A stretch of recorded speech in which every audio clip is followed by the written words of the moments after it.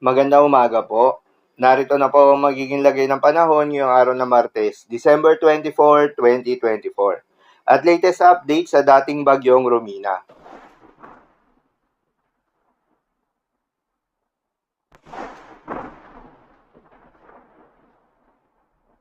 Sa kasalukuyan na tayo sa pag-asa, shear line o yung salubungan ng malamig na hangin at mainit na hangin ang patuloy na nakakaapekto sa may Southern Luzon at Eastern Visayas. Dahil dito, asahan yung maulap na kalangitan na may kalat-kalat na mga pagulan at isolated thunderstorms.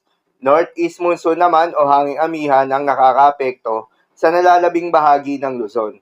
Dahil dito, asahan naman yung maulap na kalangitan na may kasamang mga pagulan. Habang mga localized thunderstorms naman ang nakakaapekto sa nalalabing bahagi ng ating bansa, dahil dito asahan naman yung generally fair weather condition, maliban lamang sa mga panandaliang buhos ng ulan tuwing hapon o gabi. Samantala, lumakas at isa ng tropical storm ang dating si Bagyong Romina at binigyan na ng international name na Bagyong Pabuk. Huli nga itong namataan ng Pag-asa sa layong 165 kilometers west ng Pag-asa Island, Kalayaan, Palawan. Taglay pa rin ang lakas ng hangin na umaabot sa 55 kilometers per hour malapit sa gitna at pagbugso na umaabot sa 70 kilometers per hour. Halos hindi ito gumagalaw. Dahil sa pagkilos nga nito papalayo sa ating bansa ay wala na itong direktang epekto sa ating bansa. Maliban nga sa bagyong ito ay wala nang binabantayan na low pressure area o bagyo sa loob o malapit sa Philippine Area of Responsibility na maring makaapekto sa ating bansa hanggang sa susunod na 3 araw. Storm-free tayo pagsapit ng Pasko, ngunit asahan na magiging maulan pa rin sa ilang lugar dulot yan ng shear line. Particular na sa may Central Luzon, National Capital Region, Mimaropa, Bicol Region at Calabarzon. Para naman sa magiging lagay ng panahon ngayong araw na Martes, dahil nga sa epekto nitong shear line, asahan sa Eastern Visayas, Bicol Region, Calabarzon, Mimaropa at Aklan ng maulap na kalangitan na may kalat-kalat na mga pagulan at isolated thunderstorms. Posible ang mga pagbaha o pag-uho ng lupa dahil sa katamtaman hanggang sa kung minsan ay mas malakas na mga pagulan. Habang sa Metro Manila, Cagayan Valley, Cordillera Administrative Region, Aurora, Bulacan at Nueva Ecija ay asahan naman yung maulap na kalangitan na may kasamang mga pag-ulan na dulot ng northeast monsoon.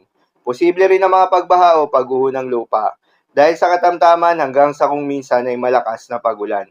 Habang sa nalalabing bahagi ng Luzon ay asahan naman yung bahagyang maulap hanggang sa maulap na kalangitan na may kalat-kalat na mga mahihinang pag-ulan. Dulot pa rin yan ng northeast monsoon. Habang sa nalalabing bahagi pa ng ating bansa ay asahan naman yung bahagyang maulap hanggang sa maulap na kalangitan na may kalat-kalat na mga pagulan o thunderstorms. Dulot naman yan ng mga localized thunderstorms. Posible rin ang mga pagbaha o pag-uho ng lupa during severe thunderstorms. Madalas nabobo ang mga thunderstorms na ito tuwing hapon o gabi na nagtatagal ng 1 hanggang 2 oras. Kaya naman ingat sa mga posibleng banta ng pagbaha at pag-uho ng lupa. At dahil pa rin nga sa epekto nitong shear line, asahan ngayong araw ang heavy to intense rain sa may Quezon, Albay, Sorsogon, Catanduanes, Camarines Norte, Camarines Sur at Northern Samar. Habang moderate to heavy rains naman sa Aurora, Marinduque, Romblon, Masbate, Eastern Samar, Biliran, Leyte, Aklan at Capiz. Muli, sa mga apektadong lugar, ingat sa mga posibleng banta ng pagbaha at pagguho ng lupa.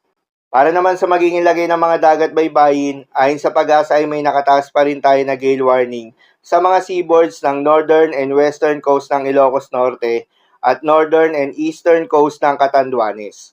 Dahil pa rin yan sa epekto nitong northeast monsoon.